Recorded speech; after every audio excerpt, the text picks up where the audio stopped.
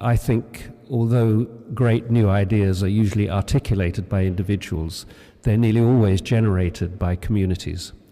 And I think what I see as the waste is the waste that we make of that possibility of cooperative intelligence. Being an artist, you hear a lot of talk about genius, which is the process of singling out certain people in art history and saying those were the important ones, you know, Picasso, Rembrandt, Shostakovich, whatever.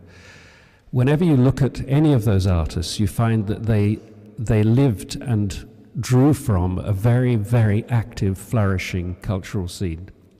And they were only one of the elements in that scene. All these people who are called genius actually sat in the middle of something that I call scenius, S-C-E-N-I-U-S. So just as genius is the creative intelligence of an individual, scenius is the creative intelligence of a community.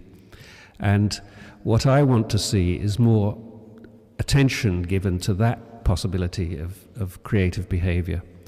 So what that means, of course, is two things. One of them is the understanding that all people are born unequal, so everybody has a particular and unique set of gifts and talents, whatever they are.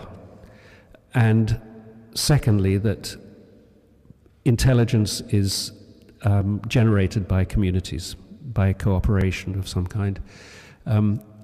So I suppose the thing about the biggest obstacle to that at the moment is that people have to earn a living. I often get asked to come and talk at art schools, and I rarely get asked back because the first thing I always say is, I'm here to persuade you not to have a job.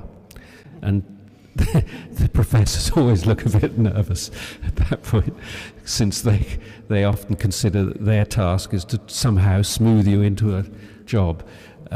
So my first message to people is try not to get a job. That doesn't mean try not to do anything. It means try to leave yourself in a position where you do the things that you want to do with your time, and where you take maximum advantage of whatever your possibilities are.